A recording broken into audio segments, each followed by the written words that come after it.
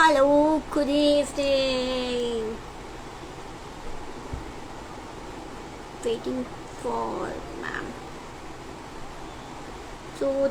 ये बहुत ही अलग ज़िंदगी है जो वर्चुअल यूज़र्स की होती है. बहुत कम लोगों को इसके बारे में पता होता है कि आफ्टर इंजरी क्या चीज़ करना चाहिए, क्या नहीं करना चाहिए.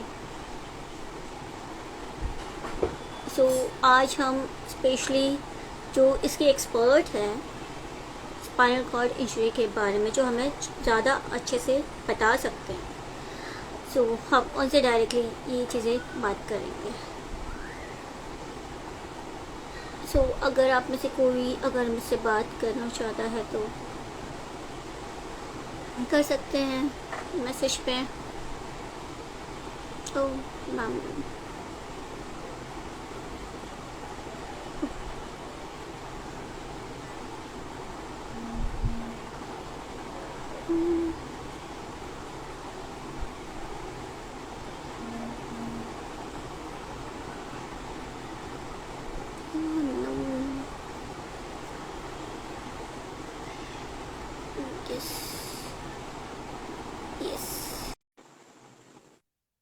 मैंने आपको रिक्वेस्ट भेजा है श्रेया मैम,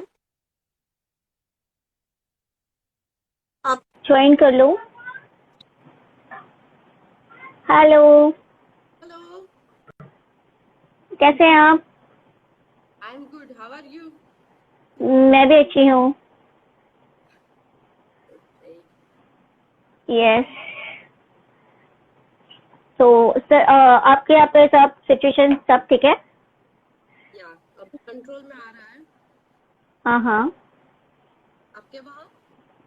यहाँ सब ठीक है. हम लोग काफी लोग हैं जो आपसे बात करना चाहते हैं, जानना चाहते हैं कि आज क्या होगा. तो I am yes. Also super आप सबसे बात करने के लिए.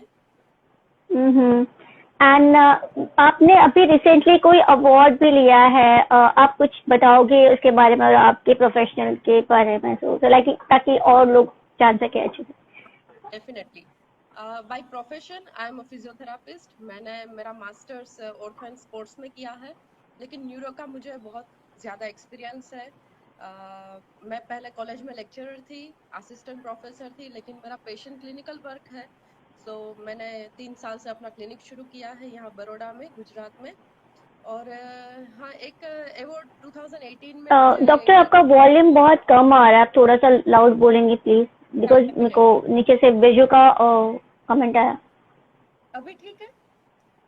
मुझे तो आवाज क्लियर है. Okay okay. सो 2018 में एक इंटरनेशनल कॉन्फ्रेंस में मुझे स्क्रॉल ऑफ ऑनर दिया गया था.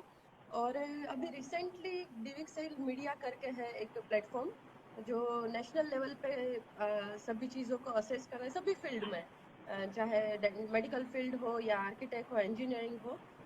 उसमें मेरे डॉक्यूमेंट्स और वर्क के ऊपर से मुझे नेशनल बेस्ट क्वालिटी अवार्ड एनायत किया गया. वाह. रिसेंट या मैम मेरी आप आवाज प्लीज. आ रही है निशा? मैम आपको थोड़ा सा लाउड लाउड बोलना होगा, बिकॉज आपकी आवाज थोड़ी कम आ रही है. ओके. ये ठीक है? ठीक है. गाइस कोई बता सकता है कि मैम की आवाज ठीक है?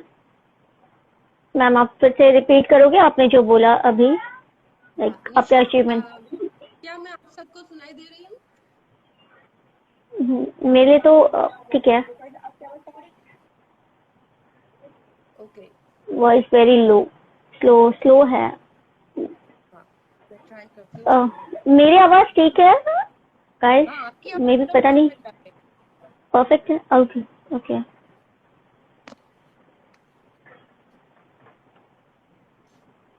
आप वापस से ज्वाइन करना चाहोगे?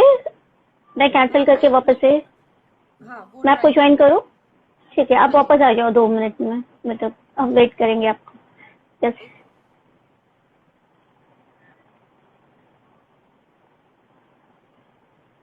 तो गाइस लाइक ये स्पेशली जरूरी नहीं है कि स्पाइनल कॉर्ड इंजरी लाइक जो भी जिससे भी कोई भी डिसेबिलिटी है तो वो अपने क्वेश्चन पूछ सकते हैं, अपनी प्रॉब्लम को शेयर कर सकते हैं, बिकॉज प्रॉब्लम तो सबकी वही होती है।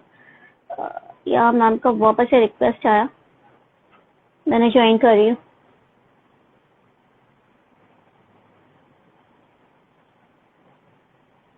आई होप वीडियो भी क्लियर है। सेठ, बेशु, मोनू,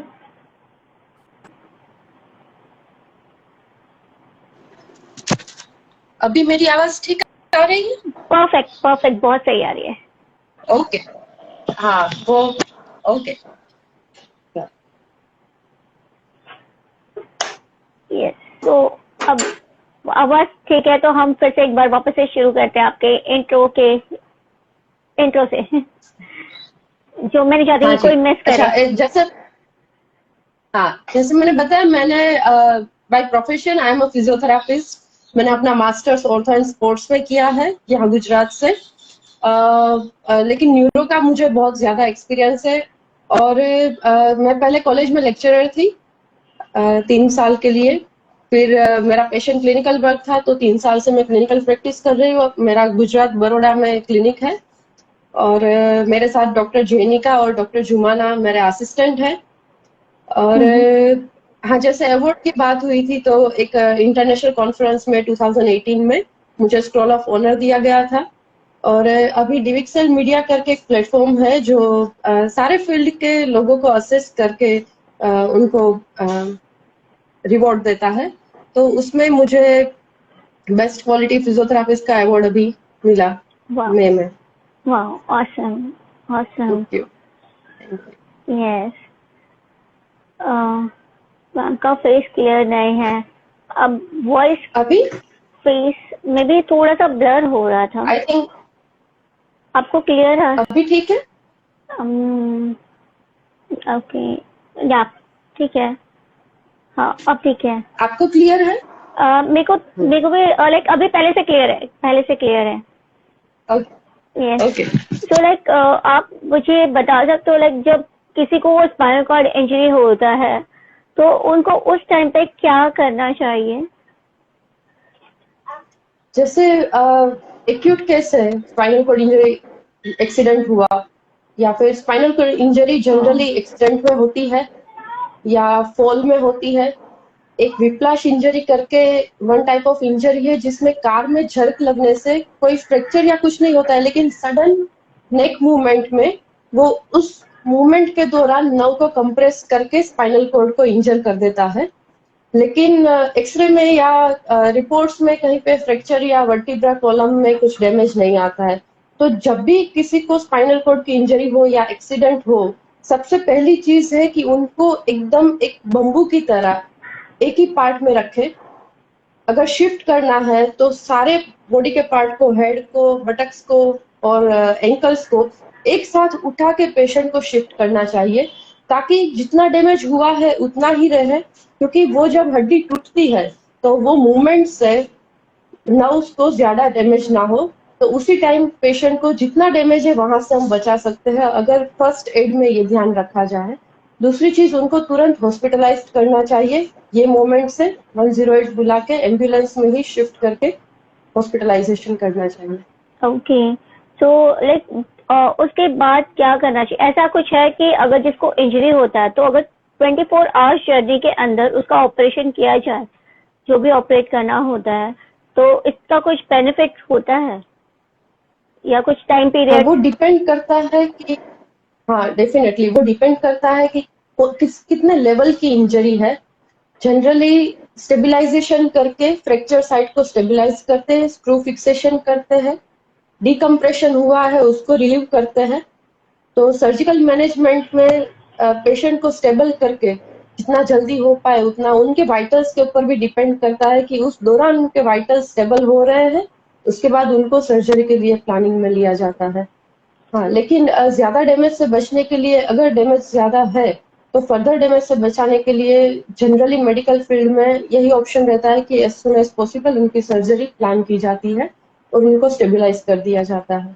ओके, सो लाइक आप मुझे बता सकते हो कि इंजरी लेवल कितने तक का होता है इसके कितने होते हैं ना कि लोगों को पता नहीं होता कि पैरा कॉर्डरी एंड और एक है लाइक क्या कहते हैं टेट्राप्लेजिक, हाँ टेट्रा। करेक्ट करेक्ट हाँ हाँ, उसमें उसमें ऐसा है कि कौन से लेवल पे इंजरी है। जैसे हमारी स्पाइन है वो ऊपर से सर्वाइकल से लेके ब्रेन से निकल के पूरा एक कोड की तरह होता है, और वही कोड हमारे सारे एरियाज को सप्लाई करता है। तो सर्वाइकल एरिया में जब डैमेज हो तो उसके नीचे का पूरा हिस्सा पैरालिसिस में जाता है। जितना अबो लेवल इंजरी हो उतने ज्यादा एरिया में अफेक्शन होता है। तो cervical C1, C2, C3, C4 की इंजरी में ज्यादातर क्वाड्रिप्लेजिक चारों एरिया में डैमेज होता है। स्पाइनल एकदम मिड ब्रेन के लेवल पे होता है तो चारों हाथ पैर पूरा बॉडी पैरालाइज्ड होता है, तो उसको क्वाड्रिप्लेजिक बोलते हैं। पैराप्लेजिक में लोअर लेवल से इंजरी शुरू होती है, थोरेसिक लेवल पे होता है, तो उसके दोनों पैरों पे अफेक्शन हुआ होता है। मिड थोरेसिक लेवल यानी T6 हमारे सर्वाइकल एरिया में 7 वर्टिब्रास होती है। ठीक है, तो वो लेवल ऐसे डिसाइड होता है कि C1 वर्टिब्रा पे अगर फ्रैक्चर हुआ तो उसमें +1 ऐड करके C2 लेवल की नर्व से डैमेज गिना जाता है, क्योंकि नर्व निकलती है और फिर वहां से एक लेवल छोड़ के नीचे जाती है, तो वो नीचे वाली नर्व जिन जिन एरिया को सप्लाई करती है उसके सारे नीचे के पार्ट्स डैमेज में चले जाते हैं। पैराप्लेजिक ये है कि जब दोनों पैर अफेक्शन में है तो वो पैराप्लेजिक कंसीडर किया जाता है। टेट्राप्लेजिक में जनरली थोरेसिक लेवल से टेट्राप्लेजिक होते हैं। थोरेसिक मतलब हमारी गर्दन की कॉलम से नीचे का कॉलम, जैसा हमारे ये पार्ट है उसके पीछे के हिस्से में जो वर्टिब्रास है वो थोरेसिक लेवल पे आती है। तो वहां का डैमेज टेट्राप्लेजिक में एक हाथ में अफेक्शन हो हाफ पार्ट से, जैसे हमारी नाभि है घुटी है उससे नीचे के दोनों पार्ट के एरिया और अपर का हाफ ट्रंक का एरिया, तो वो टेट्राप्लेजिक में कंसिडर किया जाता है। इस हिसाब से वो लेवल ऑफ इंजरी और ये डिवीजन होता है। ओके सो फिर इसके मतलब इंजरी जब होता है तो ऑपरेट किया जाता है तो उसके कितने टाइम बाद रिहैब ले सकते हैं या मतलब क्या करना चाहिए ऑपरेशन के बाद तो सही गाइडेंस होता है। हाँ अभी हाँ, अभी की जो सर्जरी है उसमें अर्ली रिहैब का बहुत इंपॉर्टेंस है। पहले की सर्जरीज थी उसमें रिहैब का टाइम एक्सटेंशन थोड़े 72 आवर्स के बाद या 1 वीक के बाद शुरू होता था। अभी जनरली 24 आवर्स अगर पेशेंट स्टेबल है तो उनकी मूवमेंट शुरू करवाई जाती है, पैसिव मूवमेंट्स और ब्रीदिंग एक्सरसाइजेस। और अगर पेशेंट स्टेबल नहीं है तो जनरली आफ्टर 72 आवर्स फिजियोथेरापी शुरू हो जाती है। ओह इतनी जल्दी, ये तो हमें पता भी नहीं था। हाँ, अर्ली रिहैब का रोल अभी बहुत ज्यादा है। जितना अर्ली रिहैब शुरू होता है, क्योंकि जब हमारे बॉडी का कोई पार्ट यूज नहीं होता है तो वो वेस्टिंग में चला जाता है, इसलिए जितना जल्दी उसको बाकी है उसको रिगेन कर पाए, उसको मेंटेन कर पाए, यही रीजन है अर्ली रिहैब का। तो यही बेनिफिट है। ओह बिकॉज मेरा जब इंजरी हुआ था वो 2004 में हुआ था और 1 मई को हुआ था और मेरा ऑपरेशन 6 डे बाद हुआ, मतलब 6 मई को हुआ, तो वो बहुत ज्यादा गैप हो गया। सो लाइक क्योंकि एक्चुअली 2004 में तो बिल्कुल अवेयरनेस ही नहीं था फिजियोथेरेपिस्ट के बारे में, किसी को 1% का भी नॉलेज नहीं था और अभी भी बहुत सारे ऐसे लोग हैं जिनको नहीं पता कि स्पाइनल कॉर्ड इंजरी होता क्या है। सही है, ये इंडिया में हमारा यही है कि ये डेवलपिंग फील्ड है, बाहर की कंट्रीज में डेवलप्ड फील्ड है, तो वहां पे फिजियोथेरापी का बहुत बड़ा रोल शुरू से लिया जाता है।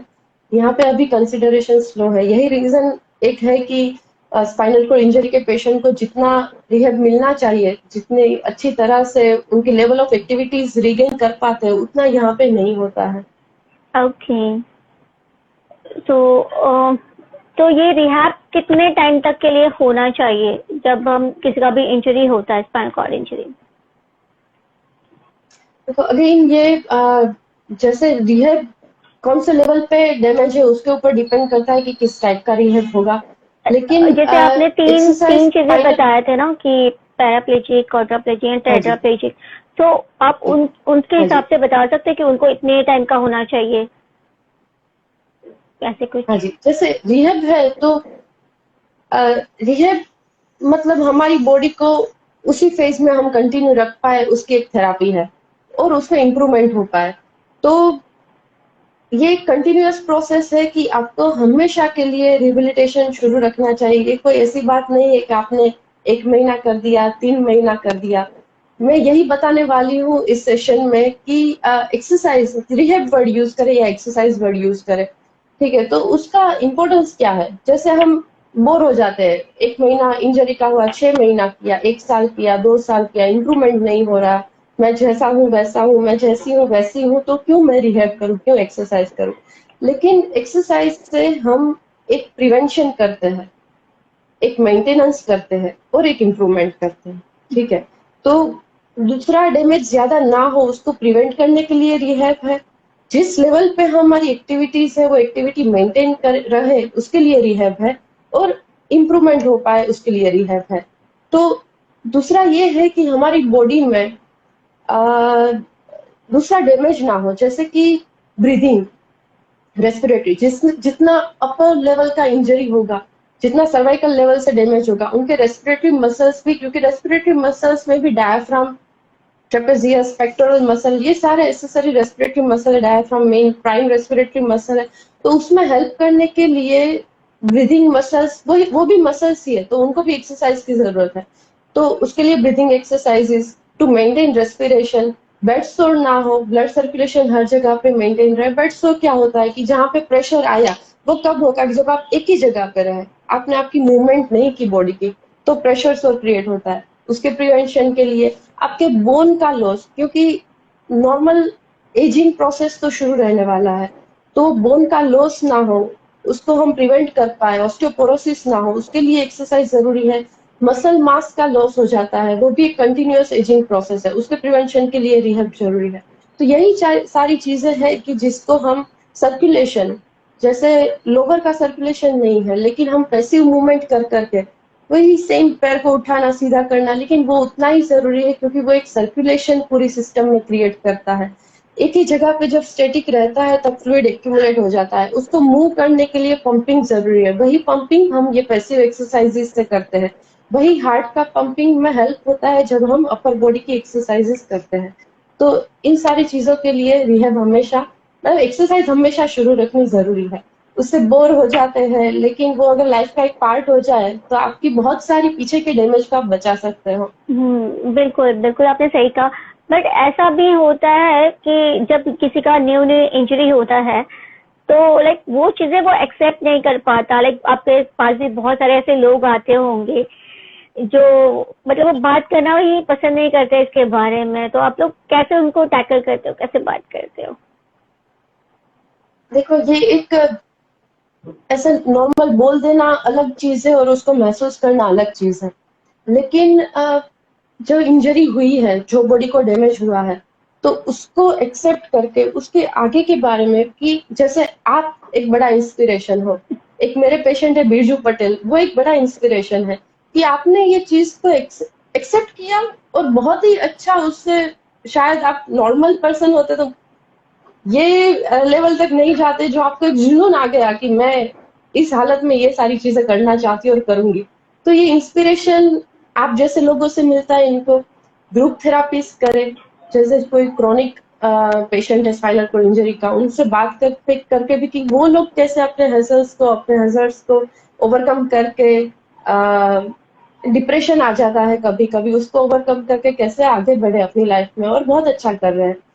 हमारे यहाँ एक ये भी चीज है कि जॉब नहीं ज्वाइन करते हैं, ऑक्यूपेशन ज्वाइन करना भी जरूरी है।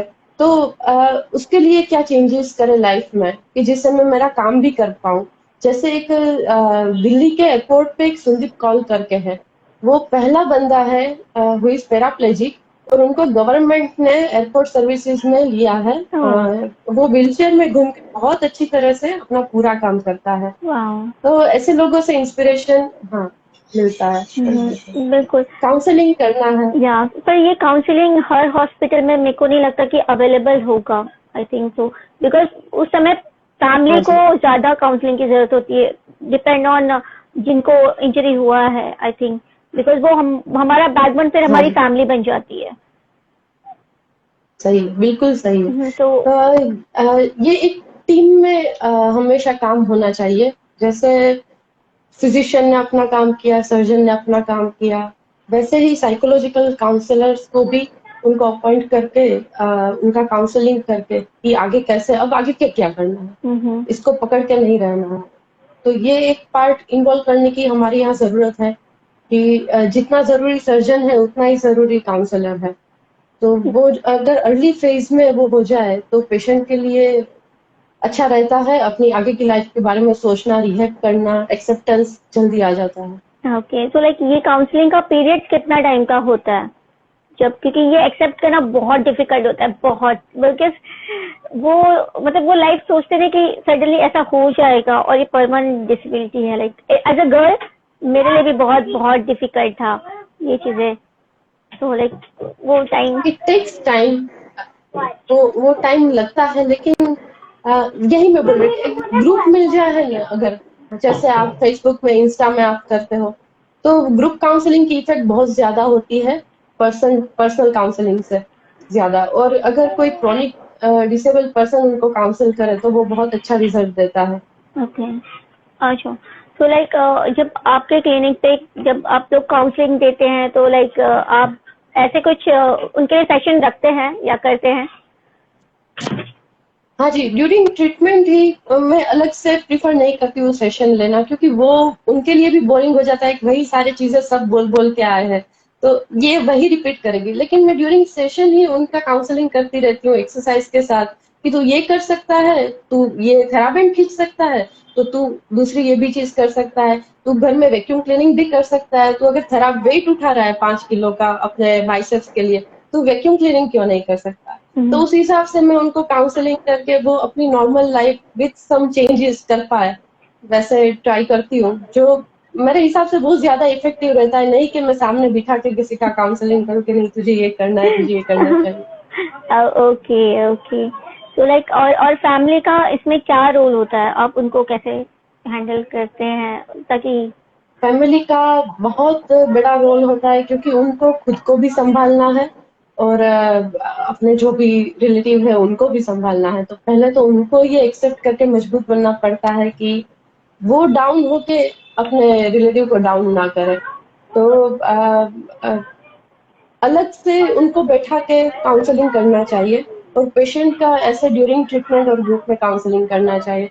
उनको भी जैसे किसी क्रॉनिक पेशेंट के रिलेटिव है उनके साथ पे कि उन्होंने कैसे मैनेज किया था अपने इस तकलीफ को कैसे पार किया, तो वो चीजें काम करती है।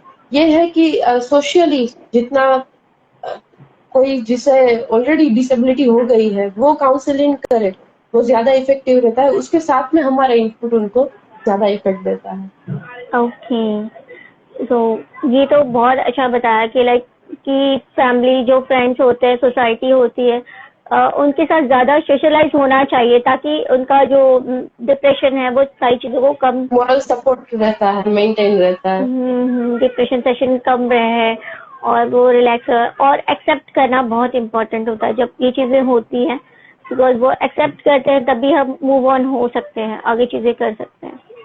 बिल्कुल सही, बिल्कुल सही। तो लाइक फिर आपके क्लिनिक में जैसे कि मेरा जो रिहैब था वो 5 मंथ्स का था, मैंने किया था।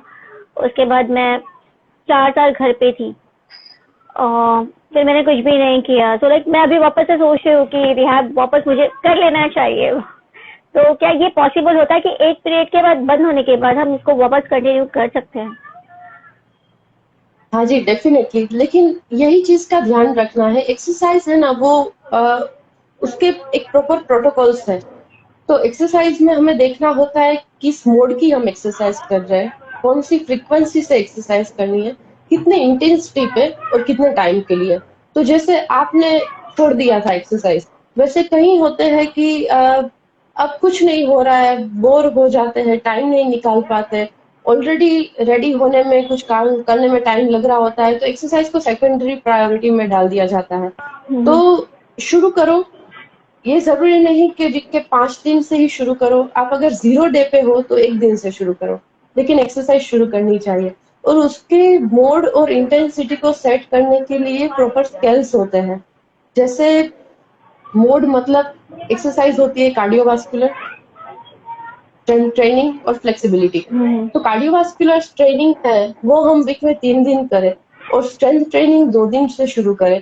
फ्लेक्सिबिलिटी एक्सरसाइज एवरीडे करनी चाहिए, क्योंकि हमारी डे टू डे एक्टिविटीज में जब हम कोई व्हीलचेयर में घूम रहा है तो उनके फॉरवर्ड शोल्डर्स हो जाते हैं, करेक्ट। तो पोस्टीरियर मसल्स कंटिन्यूअस वो लेंथन पोजीशन में, स्ट्रेच पोजीशन में रहते हैं, और एंटीरियर मसल्स कंटिन्यूअस वो लोड में रहते हैं।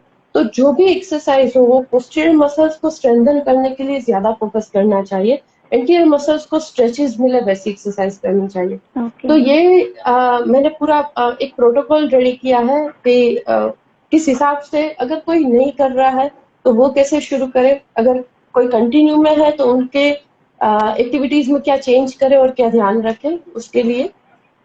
तो मैं वो शुरू करना चाहूंगी। मैं श्योर श्योर जरूर ओके देखना है। ओके।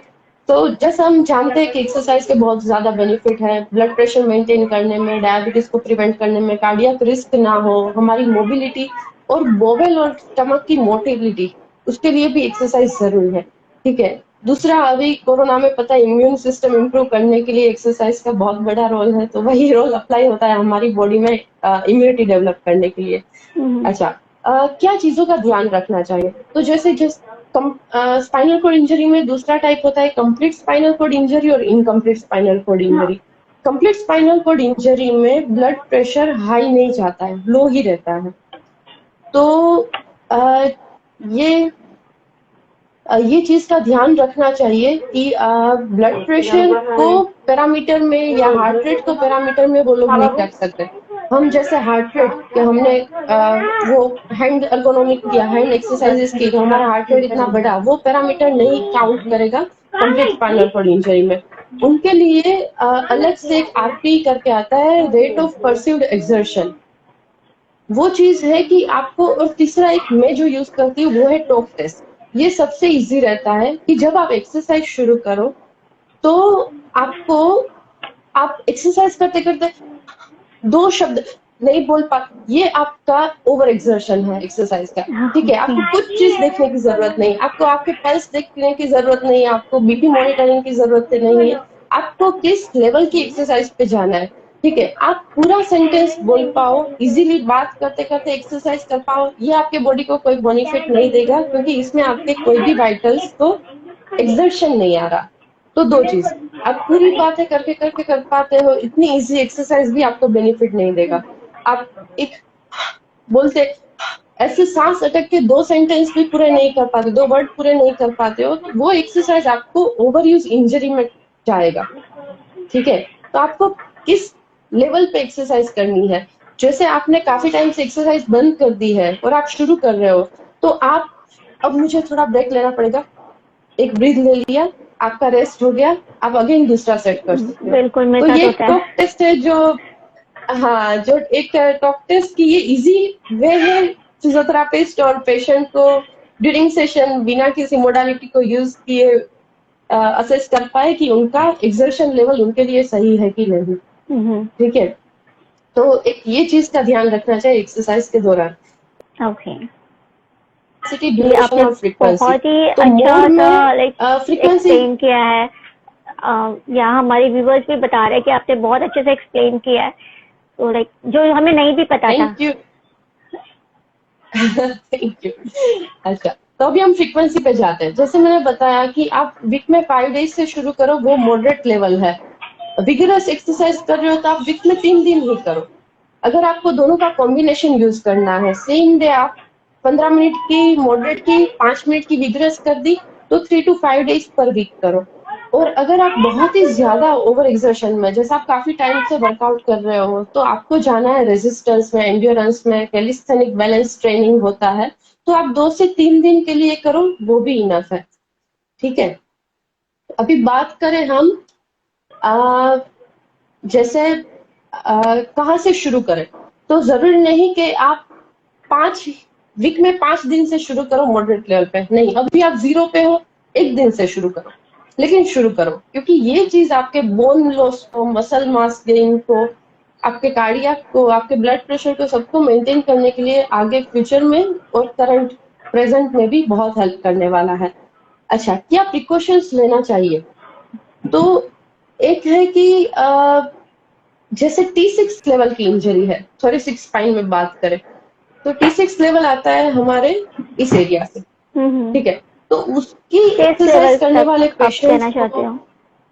हाँ हाँ ओके। जी, एक चीज का ध्यान रखना चाहिए कि उनको जैसे हार्ट रेट बढ़ाना है तो उनको यहाँ से शोल्डर अप हो, वैसी एक्सरसाइज वो नहीं कर पाएंगे क्योंकि उनके ऑलरेडी शोल्डर्स वीक होंगे, ओके। ठीक है।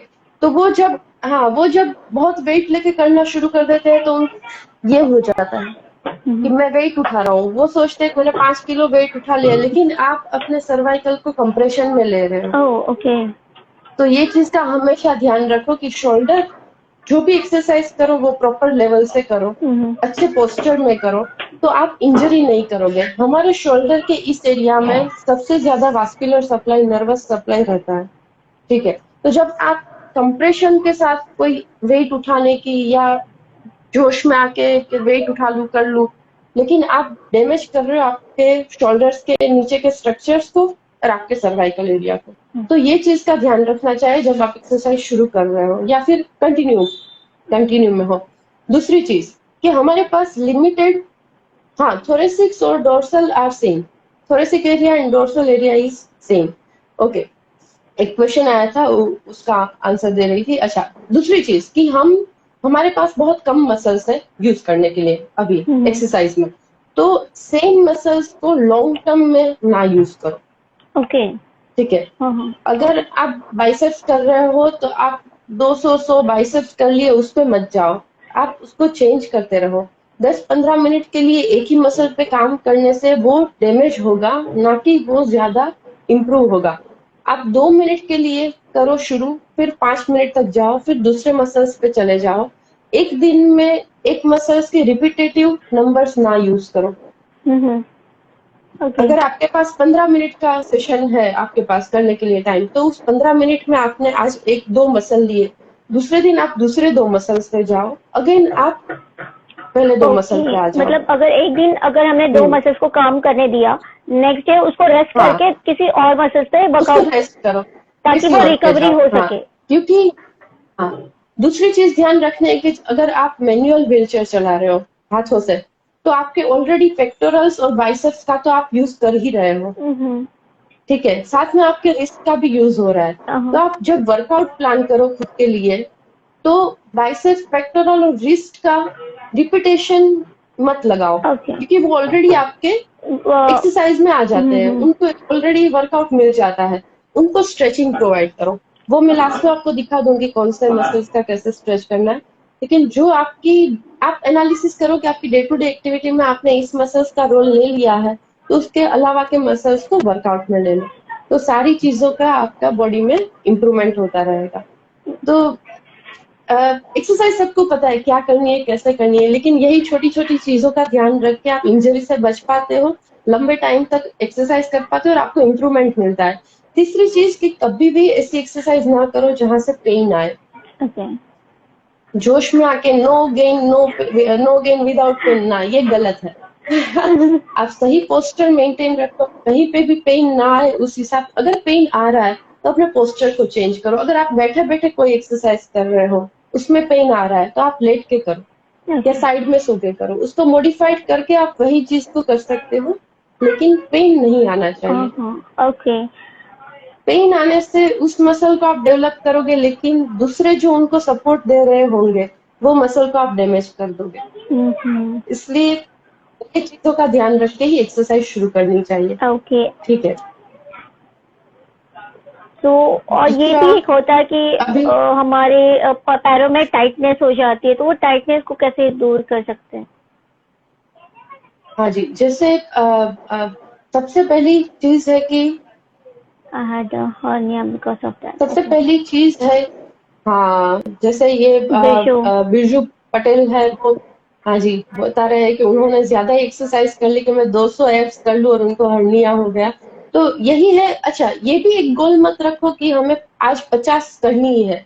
अगर आपके हाथ को 43 काउंट पे फटीग फील हो रहा है ना, तो 43 पे अटक जाओ, ओके। ठीक है।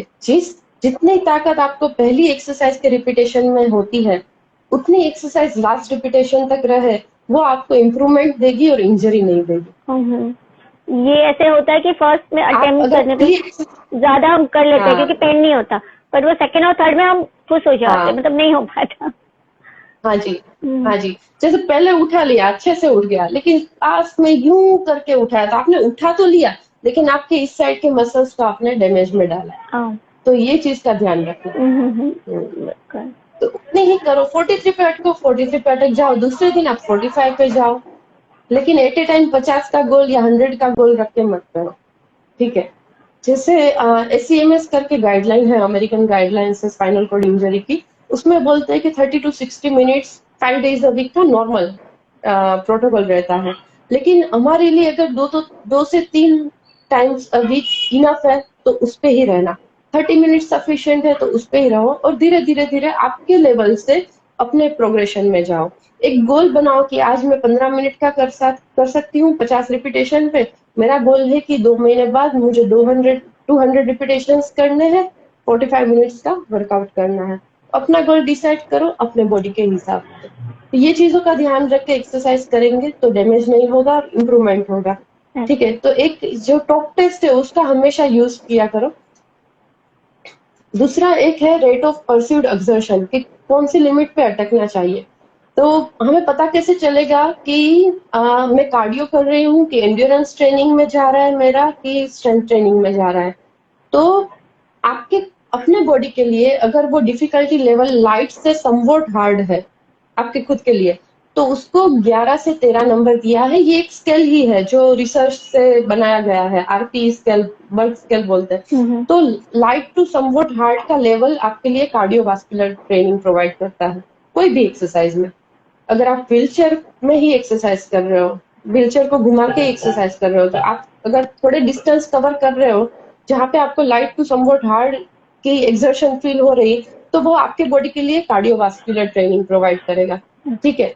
समवॉट हार्ड से हार्ड, मैं 1 किलोमीटर तक व्हीलचेयर में गई और उसके बाद मैं खींचती हूँ 500 मीटर, तो मुझे हार्ड फीलिंग आती है कि मैंने ये ज्यादा किया थोड़ा, लेकिन मैं उतनी थक नहीं गई हूँ कि मुझे 2 दिन रेस्ट लेना पड़ेगा। हाँ हाँ, ठीक है। तो वो आपके लिए एंड्योरेंस ट्रेनिंग हो जाएगी। Okay, very nice. आपने बहुत बहुत अच्छे से एक्सप्लेन कर रहे हैं, बिकॉज मैं भी बहुत सीख रही हूँ आपसे। या थैंक यू। अच्छा होगा अगर ये 1 घंटा मैं किसी को हेल्पफुल हो पाऊँ।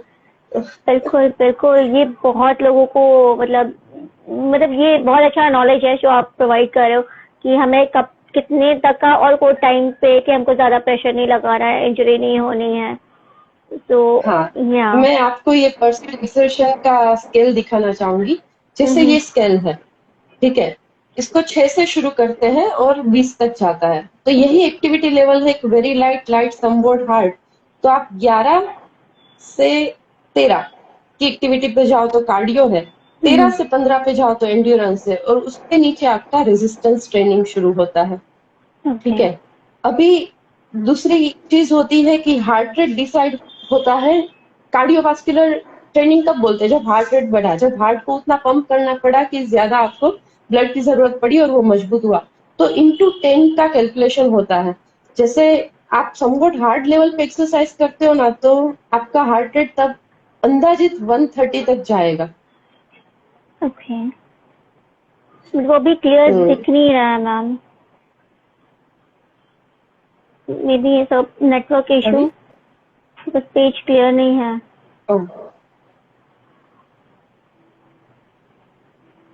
ओके, हम्म, अभी आगे जाए। हाँ, श्योर श्योर। हम्म। ओके। तो ये जो आपके लेवल है, आपके हिसाब से जो समवॉट हार्ड लेवल होगा वो आपके हार्ट रेट को 120 से 130 तक बढ़ाएगा। अगर थोड़े से अबो लेवल की इंजरी होगी तो उनका हार्ट रेट इतना नहीं बढ़ेगा, लेकिन हार्ट को उतना वर्क करना पड़ेगा। ठीक है। तो इससे आपकी कार्डियोवास्कुलर ट्रेनिंग हो सकती है इस हिसाब से। ठीक है। दूसरी चीज, जो भी एक्सरसाइज करो उसको एक क्वालिटी के साथ करो। आपके पोस्चर को कभी भी बिगाड़ना नहीं चाहिए। अगर एक्सरसाइज कर रहे हो कोई भी, अगर आप रोटेशन कर रहे हो, तो रोटेशन किसी भी तरीके से होना नहीं चाहिए। आपके बॉडी, बाकी के बॉडी पार्ट सीधे रहे और फिर ही आप आपके बॉडी को रोटेशन में लो, तो ही जो पर्टिकुलर मसल से उसको लोड मिलेगा और इम्प्रूवमेंट अच्छा दिखेगा, और पोस्चर आगे जाके बिगड़ेगा नहीं। ओके। और पोस्चर मेंटेन रहेगा तो स्पाइन में जो स्कोलियोसिस का डेवलपमेंट होता है वो नहीं होगा या कम होगा, प्रिवेंट होगा। या जैसे कि अभी लाइक व्हीलचेयर यूजर्स है, उनको ज्यादा टाइम बैठना होता है, या एबल बॉडी भी कभी कभी खड़े रहते हैं, तो उनका जो कर्व, स्पाइन कर्व, वो ऐसे कर्व हो जाता है कभी कभी, वो पोस्चर के वजह से ही। हाँ, इसीलिए हाँ इसीलिए मैं अपने प्रोटोकॉल में फ्लेक्सिबिलिटी ट्रेनिंग को एवरीडे डालती हूँ। हम्म। अगर कार्डियोवास्कुलर और एंड्योरेंस ट्रेनिंग कम हो तो चलता है कि आप वो वीक में 2 बार कर लो, लेकिन flexibility training 7 days a week करनी चाहिए, तो आपका पोस्चर प्रॉपर मेंटेन रहता है। स्ट्रेचिंग ऐसी चीज है कि जो आपके बॉडी को, जैसे हम नींद से उठे और फ्रेश हो गए, वैसे मसल को स्ट्रेच कर दिया तो मसल फ्रेश हो गए। ओके। सो लाइक जो जिनका बॉडी तो कर्व हो वो जाता है, तो उनको उनको क्या करना चाहिए ताकि वो सीधा पोस्चर में आ सके वो? हाँ, जब बॉडी कर्व होता है तो बॉडी के आगे के स्ट्रक्चर है वो शॉर्टन होने लगता है, ओके। और पीछे के जो स्ट्रक्चर है वो वीक होते हैं, जो बॉडी को एक्सटेंशन में खींच के नहीं रख पाते हैं। हाँ हाँ। ठीक है। पोस्चर तब बिगड़ता है जब आपके आपके बॉडी के यूं, तो एंटीरियर स्ट्रक्चर्स है वो टाइट हो जाते हैं, वो खींच के रखते हैं, और पोस्टीरियर स्ट्रक्चर जो सीधे रहने के लिए बने थे वो पूरे दिन लेंदन रहते हैं और वीक हो जाते हैं। तो आपके जो भी एक्सरसाइज हो उसमें आपके एंटीरियर स्ट्रक्चर्स को स्ट्रेच हमेशा मिलना चाहिए। वो ओके। स्ट्रेचेस में जैसे पेक्टोरलिस मसल का स्ट्रेच लेना है, आप व्हीलचेयर में बैठे हो, डोर है, तो व्हीलचेयर में बैठे बैठे आप डोर को पकड़ लो, हाँ हाँ। डोर को पकड़ के आप अपने इस पार्ट को स्ट्रेच स्ट्रेच दे कर। सकते हो। ओके। हाँ, तो सो लाइक ऐसे ही कुछ ठीक है। काउंटिंग करके, जैसे शुरुआत 10 टाइम्स मैंने इसको होल्ड किया, काउंटिंग किया, 1 2 3 हाँ 4 5 6 स्ट्रेच 7। स्ट्रेच हाँ अच्छा, स्ट्रेच देने के टाइम क्या ध्यान रखना है? स्ट्रेच हमेशा जेंटल होना चाहिए। स्ट्रेचिंग के दौरान आपको बर्निंग सेंसेशन नहीं आनी चाहिए। ओके। बर्निंग सेंसेशन आए तो आप उसको इंजर कर रहे हो। तो स्ट्रेच जेंटल होना चाहिए, ज्यादा सेकंड के लिए होना चाहिए। कोई भी स्ट्रेच करो वो मिनिमम 30 सेकंड होल्ड के साथ ही करो, और उसके 3 रिपीटेशन करके छोड़ दो। ओके। बस ये ध्यान रखना है स्ट्रेचिंग में। ओके। ठीक है। अच्छा, ये हम कार्डियोवास्कुलर पे जाए। कार्डियोवास्कुलर ट्रेनिंग में आप क्या क्या कर सकते हो? तो आप व्हीलचेयर पुशिंग कर सकते हो। ठीक है, व्हीलचेयर के ऊपर आप पुशअप्स करो, सीटेड एरोबिक्स करो। एक वेबसाइट है NCHPAD करके। आप यहाँ पे कमेंट पे नेशनल, अगर टाइप करेंगे तो किसी को अगर नोट करना है तो वो नोट कर सकते हाँ हैं। जी, definitely definitely. Thank you.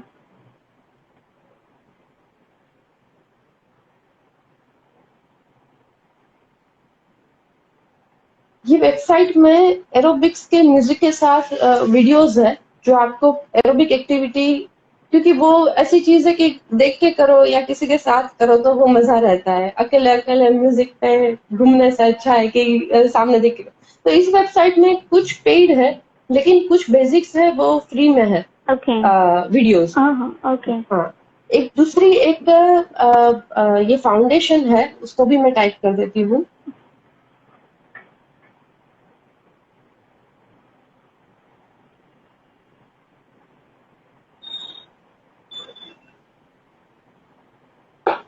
Christopher रेवी foundation है। वो लोग भी सीटेड एरोबिक्स के वीडियोस प्रोवाइड करते हैं, स्ट्रेंथ ट्रेनिंग के वीडियोस प्रोवाइड करते हैं। तो इस वेबसाइट में जाके भी आप अपने हिसाब से आपको जो पसंद आए, क्योंकि इतने से सेशन में अलग अलग टाइप्स ऑफ एरोबिक एक्सरसाइजेस हम नहीं दिखा पाएंगे, तो आप यहाँ से अपने पसंद का वीडियो देख के कर सकते हो एक्सरसाइजेस। सीटेड एरोबिक्स में बेसिकली ये चीज का ध्यान रखना होता है कि आप एक ही मसल्स पे मत जाओ, अगेन एक ही मसल पे मत जाओ। जैसे आप कर रहे हो तो म्यूजिक शुरू हुआ और आपने मोड़ कम, जैसे हाथों की कर ली, बाइसेप्स की कर ली, अभी ऊपर आए रोटेशन किया। अभी ये एक्सरसाइज और ये एक्सरसाइज में फर्क है, ये है कि जितना आप हार्ट के अबो लेवल की एक्सरसाइजेस करोगे ना, उतना हार्ट को ज्यादा पंप करना पड़ेगा। हाँ। तो कार्डियक स्ट्रेंथनिंग में भी आपको एक्सर्शन ज्यादा देना है, तो आप अबोव शोल्डर लेवल की एक्सरसाइजेस करो, रोटेशन करो, ओके। अपर मूवमेंट करो। तो उसके 50 रिपीटेशन अपर के किए, फिर से नीचे के किए, फिर से पीछे पुश किया, अगेन शोल्डर रोटेशंस किए, ऑपोजिट किए, पीछे गए। तो इस हिसाब से आप कार्डियक स्ट्रेंथनिंग कर सकते हो म्यूजिक के साथ। ओके।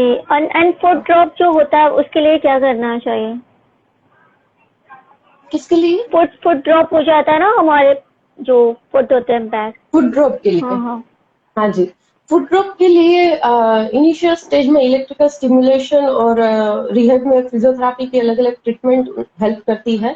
और अगर वो क्रोनिक हो गया है तो उसकी रेंज मेंटेन करने के लिए काफ का स्ट्रेच जो हम करते हैं, पैसिव मूवमेंट, एंकल को पकड़ के उसकी पैसिव मूवमेंट। एंकल की 4 मोशन होती है, आगे पीछे होता है, अंदर बाहर होता है।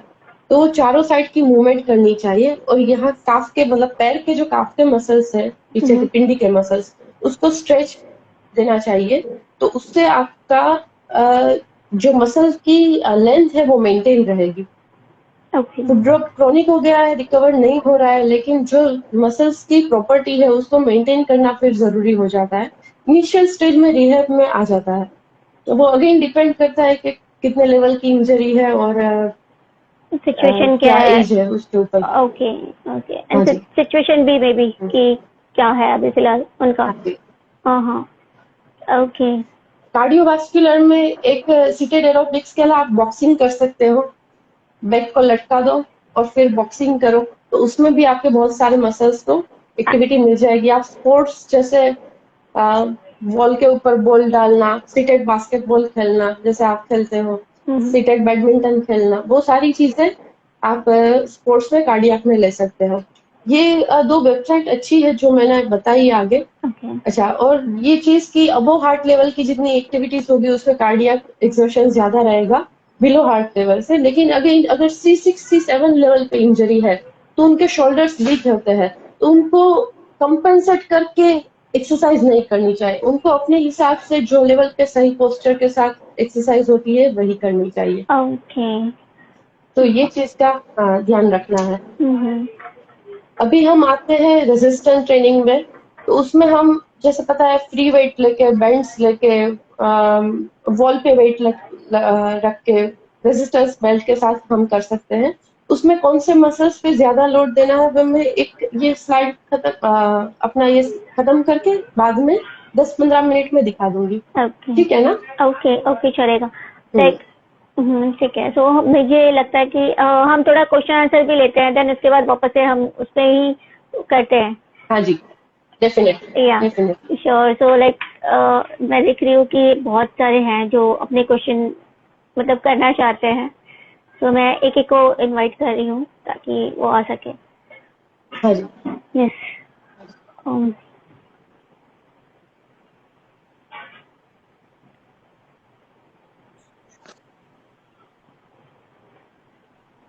ओके। हेलो।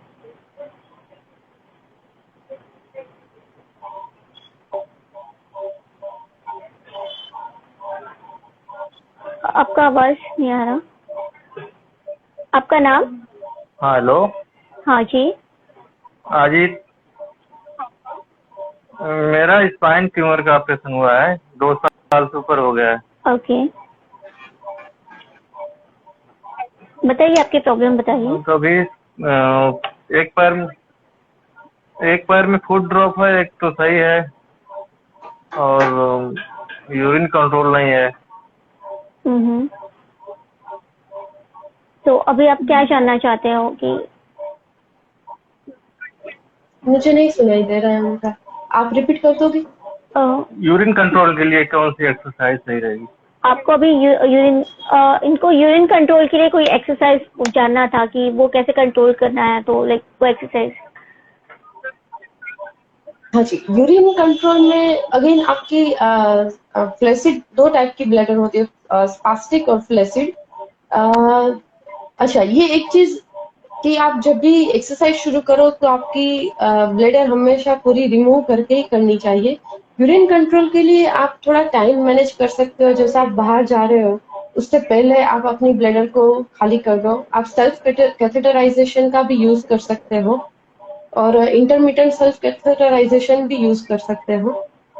दूसरी कीगल एक्सरसाइजेज होती है कि जिसमें हमारा जो स्फिंक्टर जहाँ जहाँ से यूरिन पास होता है उस मसल को कॉन्ट्रैक्ट करने की ट्राई करनी चाहिए। जब हम यूरिन को रोकते हैं उस तरीके से वो ज्यादा कनेक्ट नहीं हो पा रहा है। जब ज्यादा लेवल ऑफ इंजरी होता है तो उतना हेल्प नहीं करता है। उनको मैनेजमेंट ही ब्लैडर मैनेजमेंट में ही ज्यादा जाना पड़ता है।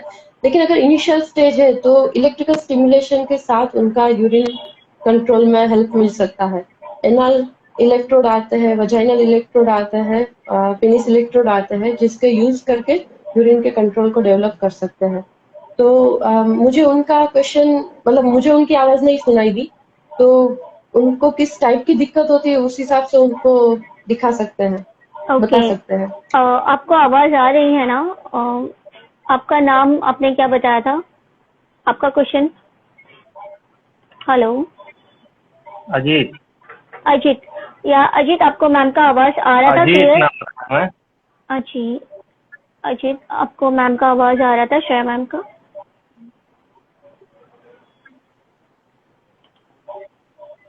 आवाज नहीं आ रही मैम। मैम की आवाज नहीं आई आपको?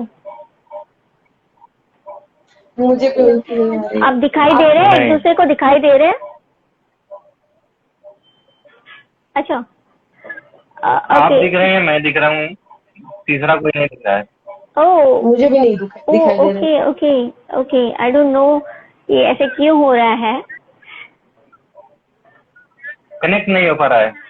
मे बी आपका नेटवर्क का इशू होगा। आप एक काम कीजिए, आप नीचे कमेंट में आपका बता दीजिए इशू का, कि आप कैसे आपका जो यूरिन का कैसे Okay. मैनेज करते हो, तो वो आपको रिप्लाई कर देंगी।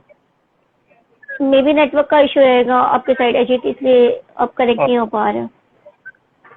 यस बिरजू, आपको दिखाई दे रहे हैं पर वो पता नहीं अजीत को नहीं दिखाई दे रहे हैं, मुझे मैम को भी नहीं दिखाई दे रहे हैं। आई डोंट नो ये क्यों है। तो अजीत मैं आपको यहाँ से कट नहीं कर सकती हूँ, लेकिन आप खुद को कट कर लीजिए ताकि हम किसी और को भी कनेक्ट कर सकें, या आप थोड़े टाइम के बाद आप कनेक्ट हो जाइए। पता नहीं ऐसे क्यों हुआ। लेट्स सी नेक्स्ट हम किसको कनेक्ट कर सकते हैं। राकेश, अच्छा इंडिया है। अच्छा, मैंने एक को कनेक्ट किया है। Let's see Rakesh.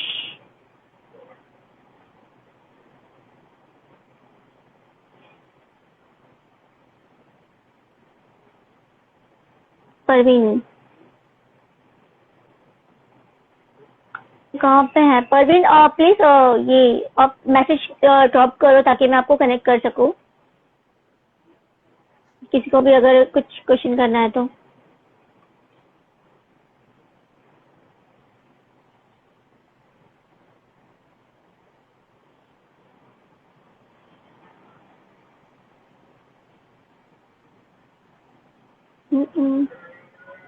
Okay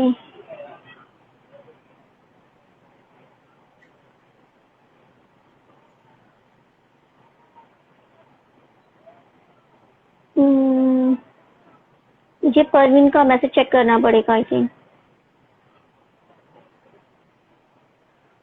Parveen यहाँ पे है क्या? हाँ, वो उसने लिखा है फर्स्ट वाला फिंगर अपने आप मतलब काम कर रहा है, लिखना चाहते होंगे। परवीन सौदागर करके है। हाँ हाँ हेलो। Hello yes Parveen. हाँ, गुड इवनिंग मैम। अच्छा हाँ मुझे अभी मैम, नहीं वो दिखाई दे रहा है। ये फिंगर की उंगली है ना, अपने आप ऐसा ऐसा हो रही है वो मैम। है नहीं अभी, रुको। है 4 जन है। मेरे को वो उनका सर्कल दिख रहा है। मुझे डॉक्टर सिर्फ आप श्रेया, आप दिखाई वो दे सुन सकते हो? सॉरी। मे बी नेटवर्क का इश्यू है क्या? मैम श्रेया मैम, आप वापस से कनेक्ट हो जाएंगे क्या? दो वापस से मैं आपको कनेक्ट हाँ करूँ? जी, हाँ जी, हाँ जी। नहीं या रुको ना, डेफिनेट मैं इसमें निकल जाता हूँ ना, कैसे निकल? नहीं नहीं मैम, गए। आई डोंट नो नेटवर्क का क्या इशू है। हाय, निशाद ब्लैक शर्ट पहना है, सॉरी। हाँ, ब्लैक शर्ट पहना है, क्या बात है, क्या रेड नहीं बात है। पहना। या मैं एक मैम दिन को परवीन की एक मैम तारीफ को मिली। मैम को ले रही हूँ मैं, श्रेया मैम। एक गुड्डू आया, कैसा है गुड्डू? ओके, हाँ, अब विजिबल है सब मैम आपको? बिरजू भाई है। Okay, okay. प्रवीण भी है। हेलो। हाँ मैम, मेरा बात कर सकती हाँ हूँ जी, मैम? हाँ जी। हाँ मैम, ये फिंगर है ना, ये फिंगर वाले में अपने आप ऐसा ऐसा हो रहा है मैम। कभी भी नहीं हुआ, पहली बार हो रहा है। आपको कौन से लेवल से है इंजरी? हैंड्स मैडम, ना, ये वाला। आपको कौन से लेवल से इंजरी है, सर्वाइकल में या? आपको right right side madam. Maybe I मैं आई थिंक आपको आपको नाउ स्पाइनल कॉर्ड इंजरी नहीं है ये। आई थिंक जिनको स्पाइनल कॉर्ड इंजरी नहीं है। नहीं है। हाँ हाँ, इट्स ओके। आपको स्पाइन में कोई प्रॉब्लम नहीं है ना? पैर में कुछ नहीं मैम, पैर अच्छा, लेफ्ट लेफ्ट। कुछ नहीं है, ये हैंड में उतना ही प्रॉब्लम हो रहा है। अच्छा। आपकी उंगली अपने आप से बंद हो रही है? हाँ, अपने आप ऐसा ऐसा हो रहा है मैम। मैं घाबरी हो गई, ऐसा क्यों हो रहा है डर पहली रहे बार। हैं वो। ओके। हम्म, अच्छा। आपकी जो इश्यू है उसको अलग से मैं इंस्टाग्राम में ही आप मुझे फॉलो कर दीजिए, क्योंकि ये ओके। हाँ आगे की चीजें और पीछे का थोड़ा देख के करना पड़ेगा कि कहाँ से इश्यू है, अगर यहाँ कहीं पे नहीं है हाँ तो मैम, ऐसा मैम, ये वाला, ये और ये हाँ, दोनों के बीच में हो रहा है मैम। क्योंकि अभी सारे ये स्पाइनल को इंजरी वाले हैं, तो मैं आपको अलग से पर्सनली ही गाइड कर दूंगी, ओके मैम। है ना? Okay. Okay, thank you ma'am. Okay, thank मुझे लगता है परवीन जी बहुत पैसा गिनते हैं, इसलिए ये पेन होता है। यू। ऐसा नहीं है। सही है। अच्छा या श्रेया, परवीन जी, आपको मेरा खुद एक कट करना पूरा पड़ेगा, मैं आपको कट नहीं कर सकती, बिकॉज मैं किसी और को फिर कनेक्ट ओके कर सकूँ। श्रेया जी, मैं आपका आईडी बता दो उनको, yes. Shreya dot physiotherapist, right? हाँ जी, यही है मेरा ID, Shreya dot physiotherapist. Ma'am, कैसा कट करना है पता नहीं चल वो रहा है। ऊपर क्रॉस का है ना, लाइव के बाजू में, ऐसे उसको दबा क्रॉस दो। रहेगा।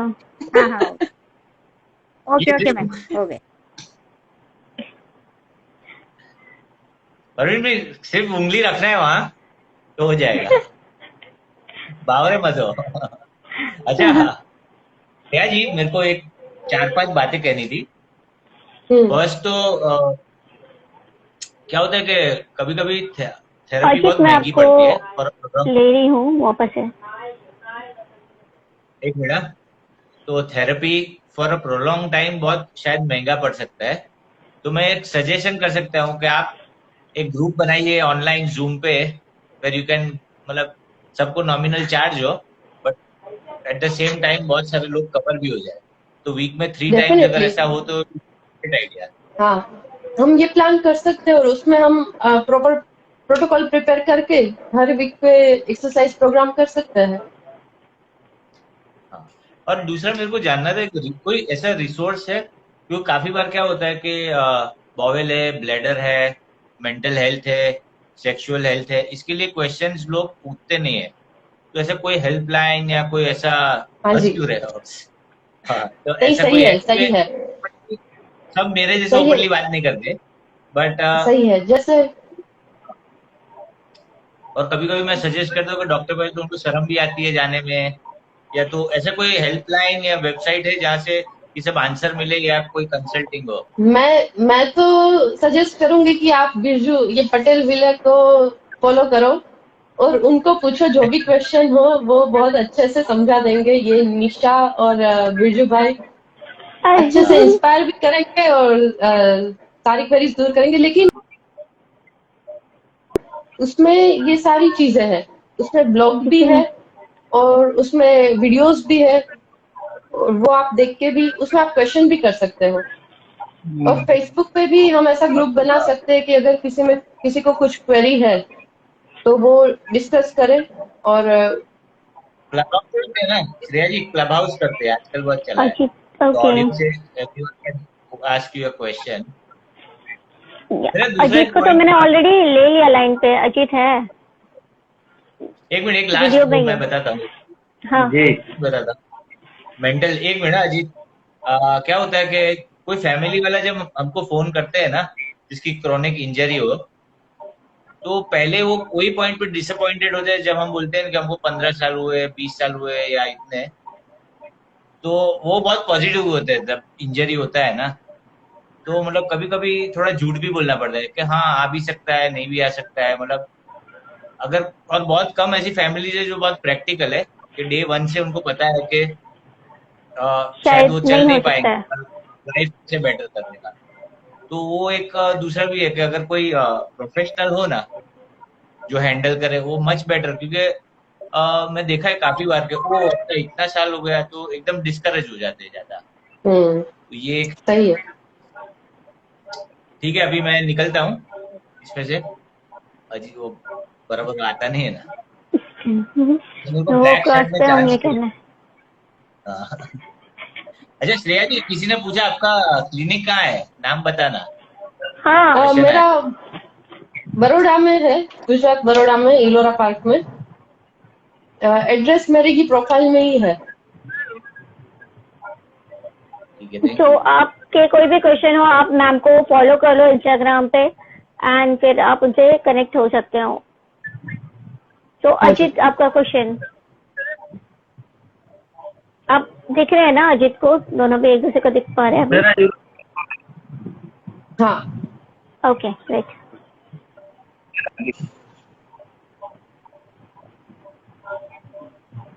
अजीत, आपकी वॉइस ब्रेक हुई। नेटवर्क मेरा यस, मेरा यूरिन कंट्रोल नहीं है। ओके। क्या क्वेश्चन है? यूरिन कंट्रोल नहीं है इनका, तो लाइक उसके लिए वो यूरिन, पूछ रहे कि क्या करना चाहिए। ओके। आपको उनका नेटवर्क आ जा रहा है। अजीत, मैं आपको सुनाई दे रही हूँ?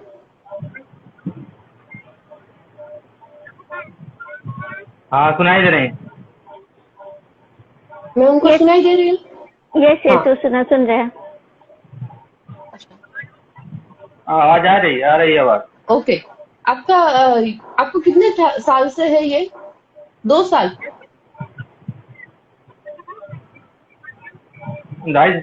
हाँ 2 साल हो गया, 2 साल से ऊपर ही हो गया। ओके। और आप अभी यूरिनेशन के लिए क्या टेक्निक यूज करते हो?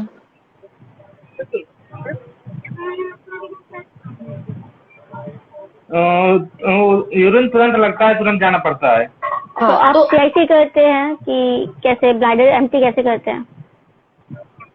मैम जानना चाहती है। नहीं CIC नहीं करते हैं। अच्छा ओके। क्या नहीं करते? CIC नहीं करते, आप कंट्रोल नहीं, तुरंत जाना पड़ता है। अच्छा, तो आपका इंजरी लेवल बता सकते हैं? D7 D8 उन्होंने लिखा है। Okay okay spine okay. तो आपका इनकम्प्लीट इंजरी। Spine tumour. अच्छा, स्पाइन ट्यूमर। ओके हाँ इनकम्प्लीट ही है। ओके। आप कैथेटराइजेशन यूज करोगे तो वो आपके लिए अच्छा रहेगा। आप टाइम के हिसाब से ब्लैडर को खाली कर लो। इसमें क्या होता है, जब ब्लैडर भर जाती है पूरी, तब आपका वो कंट्रोल नहीं रहता है। ठीक है, तो उससे अच्छा है कि आप ब्लैडर को फुल करो, 2 घंटे के बाद उसको कैथेटराइज करके खाली कर दो, रिमूव कर दो। अगर कहीं बाहर जाना है तो उससे पहले ब्लैडर को एम्प्टी कर दो। तो उस तरीके से आप ये मैनेज कर पाओगे अच्छे से, और सोशलाइजेशन भी कर पाओगे मैनेज। उनको पूछना मेरी आवाज सुनाई दी? आपको मैम की आवाज आ रही है अजीत? सुनाई दे रही है, मगर यूरिन खाली नहीं होता है ना। आ रही है, ओके, यूरिन ब्लैडर खाली ना पूरा हो। खाली नहीं हाँ होता। जी, और आप खाली होता है। पूरा ब्लेडर खाली ना हो ना, तो आप 2-3 टेक्निक यूज कर सकते हो। जैसे लंबी गहरी सांस लेके उसको रोक लो, उससे एक अंदर प्रेशर क्रिएट होता है और ब्लेडर के ऊपर, और वो यूरिन को पूरा खाली करता है। दूसरा, आप झुक के ब्लेडर के ऊपर टैप करके भी, जहां से हमारा ये लोअर एब्डोमेन का पार्ट शुरू होता है ना, यहाँ के इस एरिया में आप झुक के टैपिंग करो, तो उससे उससे वो ब्लेडर को एक स्टिमुलेशन मिलता है और वो पूरी एम्प्टी होने की प्रोसेस में आपको हेल्प करेगी। नीचे झुक के ब्लेडर के एरिया में, कंट्रोल नहीं है, मसल्स का कंट्रोल नहीं है कुछ भी। हाँ, मसल्स का कंट्रोल नहीं है, लेकिन सुन रही है? हाँ, पता नहीं चला। आपके मसल्स का कंट्रोल नहीं है, लेकिन आप खुद से यूरिनेशन तो कर सकते हो ना। जब आपको ब्लेडर फुल हो जाए तो आपका यूरिनेशन कैथेटराइजेशन से होता है। वो कैथेटर यूज नहीं करते हैं। नहीं होता, तो आप बिना कैथेटर से होता है। बिना कैथेटर से होता है ना, तो जब आप यूरिनेशन करते हो तब आपको पूरी ब्लेडर खाली नहीं होती है, इसलिए थोड़ी देर में फिर से वो भर जाती है और फिर से आपको, हाँ, खाली नहीं। हाँ, तो वही मैं बता रही हूँ। उसको पूरी खाली करने के लिए जहाँ पे हमारा ब्लेडर का पार्ट होता है, जैसे यहाँ से पेनिस, आपका पेनिस शुरू हुआ, जहाँ से यूरिन निकलता है, उसके ऊपर के पार्ट में आप टेप करो यूरिनेशन के दौरान। वो टेप से आपकी ब्लेडर स्टिमुलेट होगी और आपका पूरा यूरिन खाली होने में आपको हेल्प करेगी। दूसरा आप लंबी सांस लेके रोक दो। वो जब रोकोगे ना, तो ब्लेडर के ऊपर एक प्रेशर क्रिएट होगा अंदर से, और वो उसको धक्का देगी और पूरा यूरिन निकालने में हेल्प करेगी। उनको सुनाई दिया? समझ आया? पूछ लो ना। एक प्रश्न, एक हाँ, सुनाई दिया। एक प्रश्न और, मेरा पैर जो कंपन बहुत ज्यादा करता है, उसको कंट्रोल करने के लिए वो कभी जब मैम ये कह रहे आपको पैर में कंपन होता है ना, हाँ, बिल्कुल। पैर में कंपन होता है जब कोई नापसंदगी वाला पार्ट हो रहा हो, या अगर झटके से किसी ने आपके पंजे को छू लिया तो पैर का यूं कंपन शुरू हो जाता है ना। उसको कंट्रोल करने के लिए आप आपकी बॉडी को रिलैक्स कर दो, कुछ और मत करो। अगर आप उसको कंट्रोल करने जाओगे ना, तो वो और ज्यादा बढ़ जाएगा। आप लंबी सांस लेके बॉडी को रिलैक्स छोड़ दोगे, इसी तरीके से आप उसको कंट्रोल कर पाओगे। जी जी। या मैम, एक ने क्वेश्चन किया है, what is the best exercise to reduce belly fat? ये बहुत अच्छे का क्वेश्चन है एक्चुअली। मतलब ऑलमोस्ट सबका ही है ये तो। देखो, बेली फैट रिड्यूस करने के लिए डाइट को साथ में फॉलो करना जरूरी रह जाता है, क्योंकि अगर ज्यादातर थोरेसिक लेवल से इंजरी हुए थे, तो हमारे कोर मसल या नीचे के मसल्स का उतना कंट्रोल नहीं रहता है। आप सपोर्टेड क्रंचेस कर सकते हो और सपोर्टेड ब्रिजिंग एक्सरसाइजेस करके उस मसल को यूज कर सकते हो। और ये कार्डियोवास्कुलर ट्रेनिंग जो है, उसमें आपकी फैट का यूटिलाइजेशन होगा। तो आप कार्डियोवास्कुलर ट्रेनिंग करके, बॉक्सिंग करके, क्रंचेस का यूज करके इन सारी चीजों से बेली फैट कम कर सकते हो। ये बिरजू भाई है, उन्होंने अपना वेट बहुत ही ज्यादा कम किया है। वो भी कीटो डाइट और वेगन डाइट फॉलो कर रहे हैं, तो आप ऐसे डाइट में भी चेंजेस करके कर सकते हो। ये सारी चीजों में बस एक डिटर्मिनेशन और कंटिन्यूएशन, ये दो चीजों का ज्यादा रोल है, ना कि सिर्फ एक्सरसाइजेस। आप शुरू करो और उसको कंटिन्यू एक गोल बना के करते रहो, तो उसका रिजल्ट डेफिनेटली मिलेगा। Okay, thank you. अजीत, आप अपने आप को कट कर सकते हैं अगर आपका क्वेश्चन तो खत्म हो गया, ताकि हम किसी और को कनेक्ट कर सकें। आप उनको सेटिस्फैक्टरी आंसर, हाँ जी, आप सेटिस्फाइड हो आपके आंसर से? मतलब जो आपको आंसर मिला है मैम ने दिया? अजित, ओके। उनका नेटवर्क। मैम एक ने पूछा है कि बेड सोर का इलाज बताइए। हाँ जी, बेड सोर अगर हो गया है, कितना डीप है उसके ऊपर डिपेंड करता है। अगर शुरुआत है, अच्छा, बेड सोर को प्रिवेंट करने के लिए आप जितने भी हमारे प्रेशर एरिया है, जैसे एल्बोज, सेक्रम का एरिया, बटक्स का एरिया, हील के नीचे का एरिया, इन चीजों को हर रोज एक बार चेक कर लेना चाहिए कि वहां की स्किन थोड़ी चेंज नहीं हुई है ना। अगर वहां की स्किन चेंज हो रही है तो कलर उसमें उसका, प्रेशर कम। हाँ, कलर उसका चेंज कलर, होता है, थोड़ी थोड़ी रफ और थोड़ी अलग टेक्सचर की होने लगती है। कलर डिस्कलरेशन हाँ, बाद में होता है, उससे पहले उसकी जो प्रॉपर्टी है वो चेंज हो जाती है। जैसे हमारी बहुत काम किया और अंगूठे की स्किन कैसे हो जाती है रफ, वैसी स्किन शुरू होती है। उसके बाद उसमें स्क्रीज होती है और डिस्कलरेशन शुरू होता है। तो हर प्रेशर एरिया को एवरीडे चेक करो। अगर कहीं पे आपको लगे कि ये चेंजेस शुरू हुए हैं तो उस पर प्रेशर कम आए उस पोजीशन में रख दो और हर 2 घंटे पे साइड बदलते रहो। अगर बेड सोर ओके, हो गया है तो उसको, अगर कम लेवल पे है और पिंकिश है तो उसको ओपन रख के ही हील होने दो। उसको ड्राई रखा करो, ना कि वेट ड्रेसिंग करो।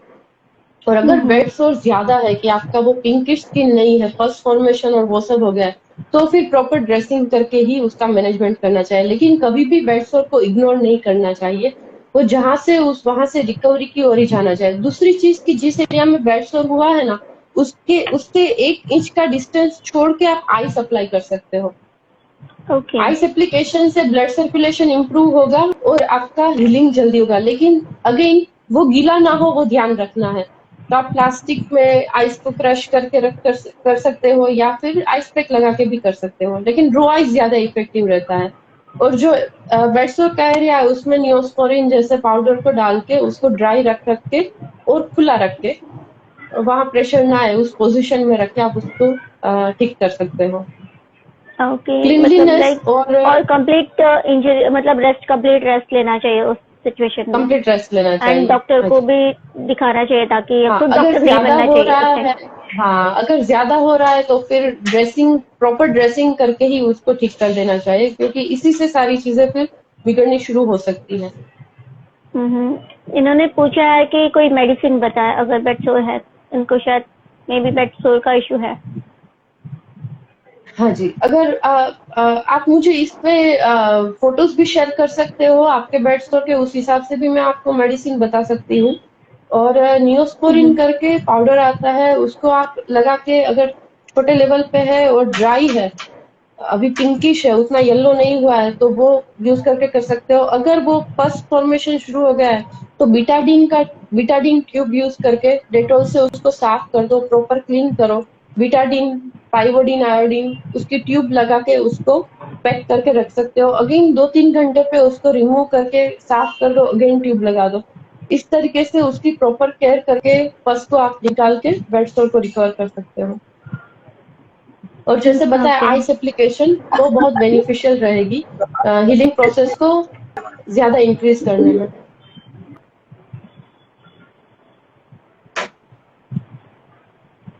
ओके। हम्म, ये जो हमारे साथ ज्वाइन किया उनका नेटवर्क इशू है, I think so, because buffering हो रहा है। वो मुझे भी बफरिंग हो रहा बफरिंग, है वो दोनों। ये, हाँ। हाँ। कोई बात नहीं। तो गाइज एक और चीज है कि ये जो वीडियोस है ये यहाँ पे अपलोड रहेंगे इंस्टाग्राम पे, और इसको मैं यूट्यूब पे भी डाउनलोड कर लूंगी, ताकि अगर किसी को देखना है तो ये वीडियो देख सके वापस से, कि आपने कुछ मिस कर दिया या आपको याद नहीं है, तो आप वहां से भी आप देख सकते हो यूट्यूब से। मुझे स्ट्रेंथनिंग के लिए थोड़ी एक्सरसाइजेस दिखानी थी कि जो यस सबसे मैम, ज्यादा इम्पोर्टेंट मसल है रिहैब के लिए। तो हम उस पे जाए अभी, अगर क्वेश्चंस। बिल्कुल बिल्कुल हाँ मैम। जी, हाँ जी।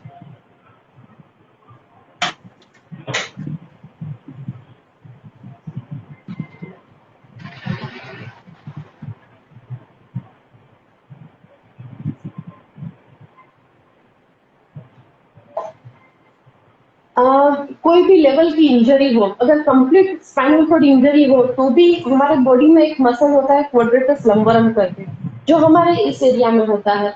वो मसल अगर कंप्लीट स्पाइनल कॉर्ड इंजरी हो तो भी आपको चलने में आपके बराबर बराबर आपको चलने में सपोर्ट करेगा। अगर आप ऑर्थोसिस के साथ चल रहे हो तो उसमें भी आपके हिप्स को आगे ले जाने में और वहां से पीछे लाने में पाइवोट की पोजीशन में हेल्प करेगी वो क्वाड्रेटस लंबोरम मसल।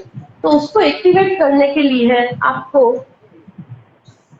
उसका काम है हिप को ऊपर लेना, हिप और शोल्डर के डिस्टेंस को रिड्यूस करता है। तो लेट के आप हिप को ऊपर की ओर खींचो। ये बहुत ही इंपॉर्टेंट एक्सरसाइज है स्पाइनल कॉर्ड की किसी की लेवल की इंजरी में। हिप को ऊपर खींचो, ऐसे ही दूसरी तरह हिप को पूरा ऊपर खींचो। क्लियर दिखाई दे रहा है? यस मैम, दिख रहा है। और अगर आप किसी चीज को लेने के लिए झुक रहे हो तो एक चीज का हमेशा ध्यान रखो कि आपके जो शोल्डर है उसको पीछे करके, यहाँ पे हमारी शोल्डर ब्लेड होती है, उसको नजदीक करके फिर आप किसी चीज को लेने के लिए जाओ, ना कि ऐसे हो कि किसी चीज को लो। तो इससे आपकी स्पाइन के बाकी के एरिया को डैमेज कम होगा। हमेशा शोल्डर को पीछे खींच के आपको जिस एरिया के लिए जाना है, जिस चीज के लिए जाना है उसके लिए जाओ। इससे दूसरा बहुत अच्छा बेनिफिट ये होगा कि आपका खुद का बैलेंस धीरे धीरे इंप्रूव होता जाएगा व्हील चेयर में। तो अगर आपको कोई एजिलिटी ट्रेनिंग में जाना है, किसी स्पोर्ट्स में जाना है, तो आपका यही बैलेंस आपको वो हेल्प करेगा आगे जाके। तो पूरे दिन में जब भी किसी काम के लिए झुकना हो या कुछ करना हो या कुछ लेना हो, शोल्डर ब्लेड को पीछे करके उठा के लो, ना कि यू होके ले लो। ओके अभी मैम, दूसरा कोर मसल्स के लिए कैसे कर सकते हैं हाँ जी उसको स्ट्रॉन्ग हाँ बनाने जी के लिए? कोर मसल्स का रोल बहुत ही ज्यादा है। अच्छा, कोर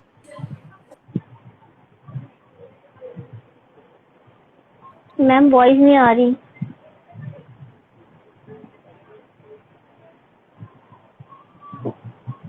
श्रेया मैम, वॉइस नहीं आ रही।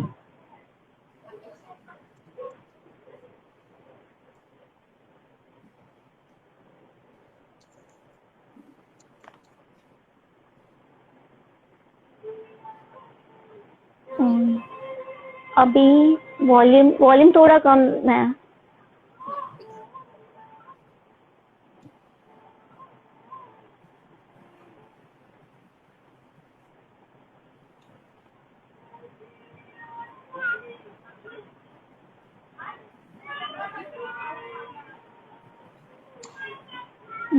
आप फिर से बोलेंगी मैम? कुछ क्या हुआ? और आप ऑडिबल नहीं हो या?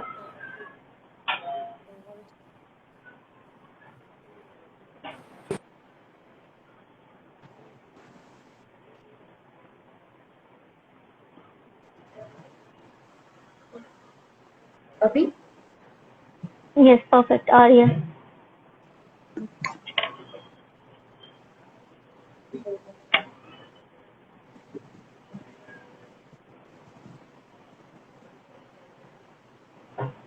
ठीक है, हाँ, मुझे आ रही है। ओके। अच्छा, तो कोर के लिए नहीं आ रही ना अच्छे से? आ रही है, परफेक्ट आ परफेक्ट। रही है, ओके। कोर मसल्स का टेंडेंसी सबसे ज्यादा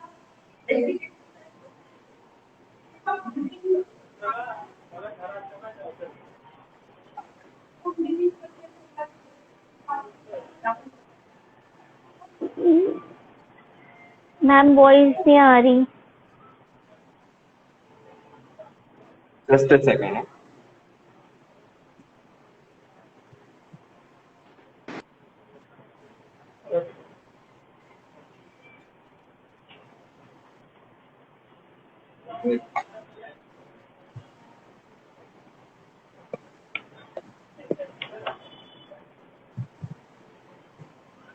अभी आ रही? क्लियर है, अब क्लियर है।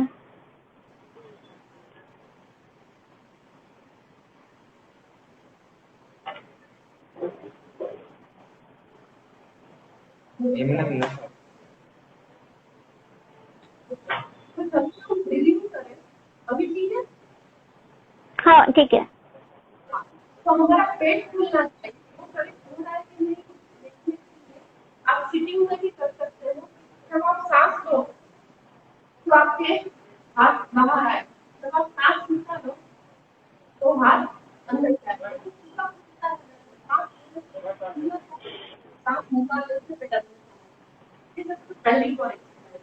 दूसरा, आप जो भी एक्सरसाइज करो, आप बाइसेप्स कर रहे हो, ट्राइसेप्स कर रहे हो, आप अपने कोर्सों को स्ट्रेट रखोगे तो कोर अपने आप ही एक्टिवेट हो जाएंगे।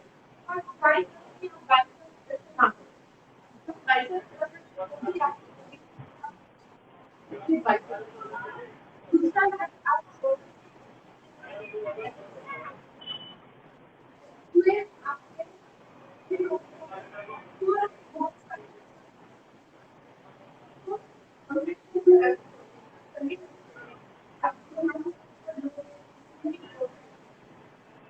दूसरा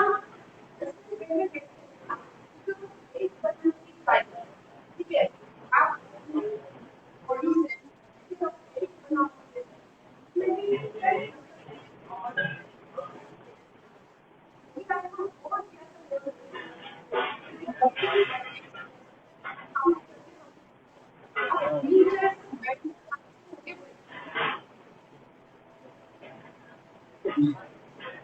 मैम वॉल्यूम लो है। अभी हाँ अभी ठीक है।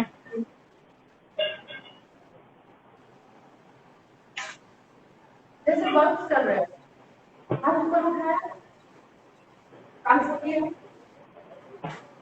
बैडमिंटन करेंगे। इस तरीके से आप कार्डियो और स्विमिंग इन तीनों का कॉम्बिनेशन करके हाई वेट की हेल्थ में जा सकते हो। तीसरा, एज अ थेरापिस्ट और थेरापी का यूज करके आपको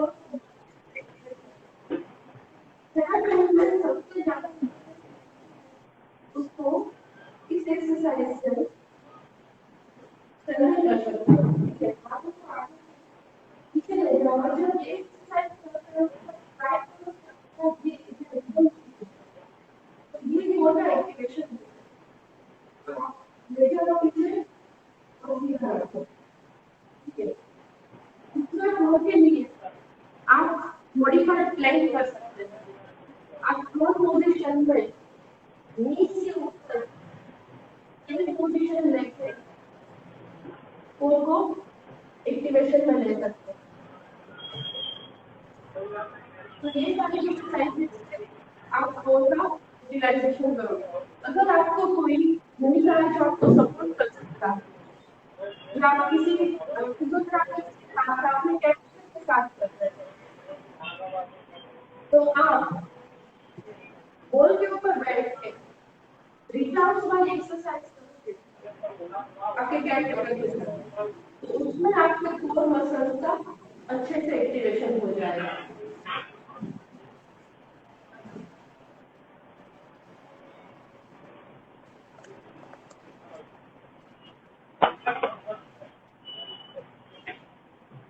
और है निशा एक्सरसाइज में क्वेश्चन? अभी तक तो कोई क्वेश्चन नहीं आया।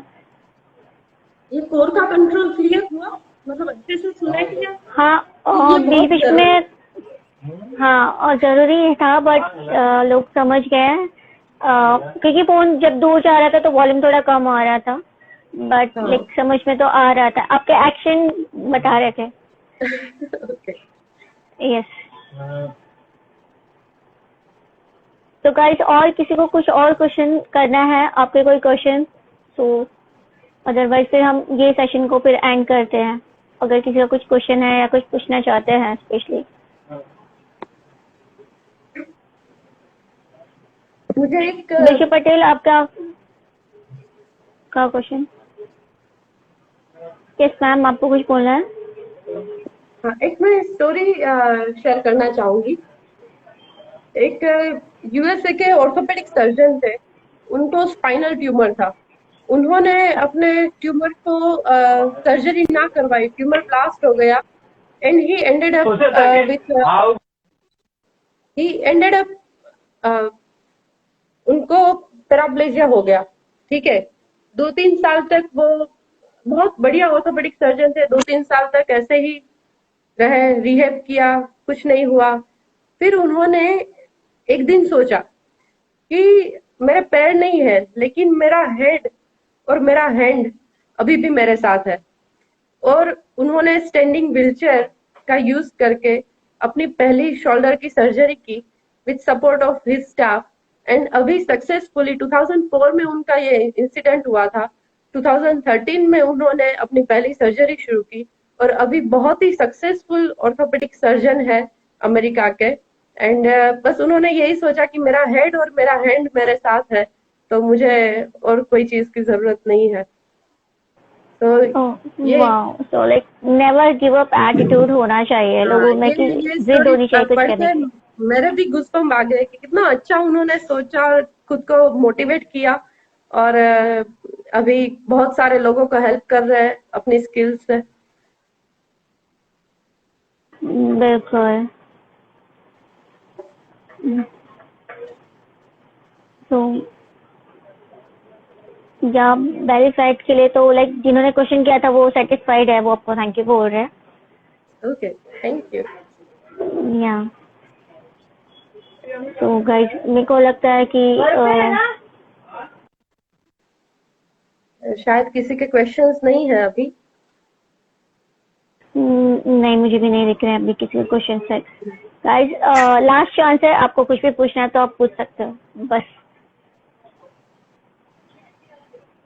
मैं 5 तक काउंटिंग करूंगी। 5 4 3 2 1। ये so thank you so much Shreya ma'am, आपने अपना टाइम दिया और आपने बहुत बहुत अच्छा सेशन बताया। एक्सप्लेन जो किया है वो ऑसम था, लाइक बहुत इंफॉर्मेशन मिला आपसे हमें। तो big thank you for like आप यहाँ पे। और थैंक यू निशा, आपने मुझे opportunity the. Thank you so much. I wish कि मैं काफी लोगों को अच्छी चीज बता पाई। मैम, आपका क्लिनिक का और आप कहाँ पे हो, आप अभी वापस से एक बार बता दो, क्योंकि बहुत लोग पूछ रहे हैं, वापस से क्वेश्चन आ रहा है। हाँ जी, मेरा क्लिनिक गुजरात वडोदरा में है, इलोरा पार्क एरिया में। यहाँ पे आनंद विद्या विहार स्कूल के सामने है। क्लिनिक का नाम हीलिंग टच फिजियोथेरापी क्लिनिक है।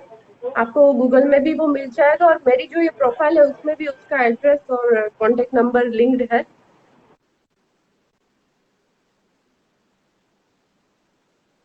ओके, सो हम अभी यहीं पे सेशन खत्म करते हैं। Thank you so much. Okay Nisha, bye bye, take care, bye. You too, bye.